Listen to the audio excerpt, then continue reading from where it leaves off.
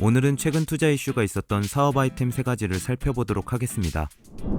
자동차 시장은 크게 중고차 시장과 신차 시장으로 구분할 수 있습니다. 그렇다면 어떤 시장의 규모가 더 클까요? 신차 가격이 중고차보다 비싸기 때문에 신차 시장이 더 크다고 생각해 볼 수도 있지만 거래량까지 감안하면 중고차 시장의 규모가 더 크다고 합니다. 그런데 중고차 시장은 정보의 비대칭성이나 중개업자의 높은 수수료 등 크고 작은 비효율성에 노출되어 있습니다. 우리나라에서는 헤이딜러나 개차 등이 중개 서비스를 활용하여 이러한 문제점을 해결하고자 했는데요. 바다 건너 머라이언의 나라 싱가포르에서도 문제점을 해결하고자 스타트업한 곳이 설립되었습니다. 2015년 아론탄이 설립한 카로는 싱가포르에 본사를 둔 동남아 1위의 중고차 플랫폼입니다. 카로에 등록된 1000여 명의 중고차 딜러 각자가 본인들이 지불할 용의가 있는 가격을 제시하기 때문에 통계적으로 해당 차량의 평균 가치를 알 수 있게 되는데요. 고객의 입장에서는 가장 비싸게 팔 수 있는 가격을 제시받게 되는 셈이기 때문에 고객과 딜러 그리고 카로 모두 만족하는 거래가 성사되는 구조라고 합니다. 카로는 중고차 중개 사업뿐만 아니라 싱가포르 최초로 자동차 구독 서비스도 제공하고 있는데요. 한화 기준 약 100만원부터 시작하는 구독료를 지불하면 다양한 종류의 차를 빌릴 수가 있다고 합니다. 차량 구독 서비스의 최대 장점은 보험료나 유지보수비에 대한 걱정을 덜 수 있다는 것이죠. 차량 구독 서비스가 가능했던 비결은 기존 중고차 시장의 혁신을 이끈 선도주자로서 합리적인 가격으로 품질 좋은 중고차를 확보할 수 있었기 때문입니다. 2020년 카로는 중고차 인증 서비스라는 개념을 새로 도입하였는데요. 카로가 직접 중고차에도 새 차처럼 일정 기간의 보증 수리 개념을 제부여하는 것입니다. 동남아시아 중고차 시장은 2015년부터 2020년까지 연평균 약 10%의 성장률을 기록하며 전 세계에서 가장 빠르게 커지고 있는데요. 이러한 성장을 바탕으로 카로는 최근 셀레스티얼 세이지 인터내셔널 등으로부터 1,560만 달러 규모의 시리즈 C 투자를 유치했다고 합니다.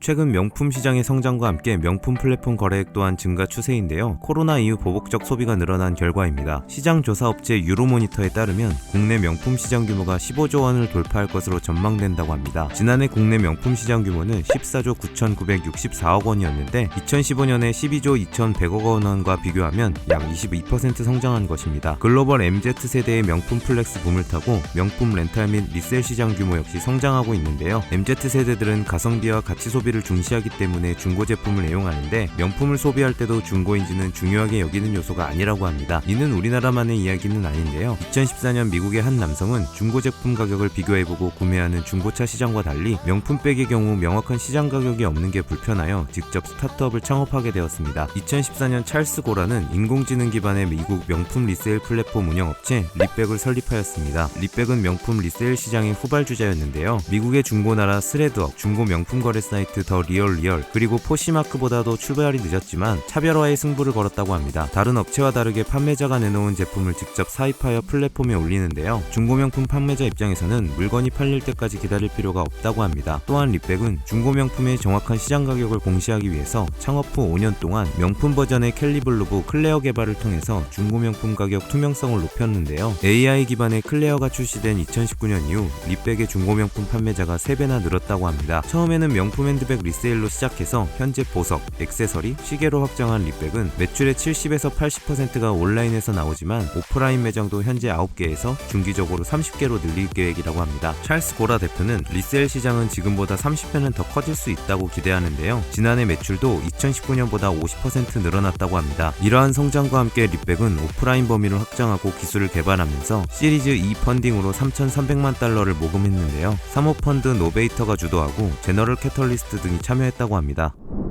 인도는 전 세계 국가 중 2번째로 인구가 많은 나라입니다. 여기서 인도의 GDP 중 농업의 비중이 20%를 차지할 정도인데요. 그런데 인도의 농부들은 가격의 불안정성과 수요에 대한 정보 비대칭, 분배의 비효율, 그리고 임금 체불 등의 어려움을 겪고 있었습니다. 또한 소매업체는 높은 도매 비용에, 소비자는 저품질, 비위생적 농산물, 그리고 높은 가격 변동성과 시장에 가야 하는 번거로움과 같은 문제에 직면해 있었는데요. 이처럼 인도의 전통적인 공급망은 매우 비효율적이고 조직적이지 않아서 낭비되는 비율이 높다고 합니다. 이러한 환경 속에서 탄생한 스타트업이 한 곳 있습니다. 2015년 5월 벵갈루루에서 하이퍼로컬 식료품 배송 플랫폼으로 사업을 시작한 닌자카트는 인도에서 과일과 채소를 다루는 전통적인 공급망의 비효율 때문에 같은 해 12월 B2B 농산물 도매 플랫폼으로 전환하였습니다. 인도에서 가장 효율적이고 가장 큰 공급망 플랫폼을 구축하고 의미 있는 방식으로 생산자와 기업 및 소비자의 삶을 개선하는 것이 닌자카트의 비전이라고 하는데요. 닌자카트는 슈퍼마켓이나 소규모 식료품점들이 신선한 과일과 채소, 식료품 등을 경쟁력 있는 가격에 농장과 기업으로부터 바로 조달할 수 있도록 추진했습니다. 결국 농부와 배송기사, 소매상인 등이 앱터치 몇 번으로 거래할 수 있는 시스템을 구축했습니다. 인도에서 3,000개 이상의 농장 네트워크를 보유하고 있는 닌자카트는 이 네트워크를 통해 매일 12시간 내에 4,000여 개 이상의 소매업체에 채소와 과일을 공급하고 있다고 합니다. 선진시장에서 과체류를 포함한 신선식품의 수요가 늘고 있는 만큼 닌자카트의 전략적 가치는 앞으로 더 커질 것이라고 합니다. 현재 닌자카트는 인도 9개의 도시에서 4만 명 이상의 농부와 6만여 곳 이상의 소매상들과 일평균 800톤 이상의 채소와 과일을 거래한다고 하는데요. 이는 인도 모바일 농산물 플랫폼 중 1위라고 합니다. 이를 토대로 추가 성장이 예측되는 만큼 최근 인도 1위 이커머스 업체 플립카트는 모회사 월마트와 함께 닌자카트에 1억 4,500만 달러를 투자했습니다. 오늘 보신 비즈니스 모델들이 창업 아이디어를 떠올리시는 데 도움이 되셨다면 좋아요와 구독, 알림 설정까지 부탁드릴게요. 요즘 뜨는 사업 아이템, 소자본 창업, 스타트업 외에도 다양한 창업 정보가 궁금하신 분들은 지금 미핑 캠퍼스에서 만나보세요.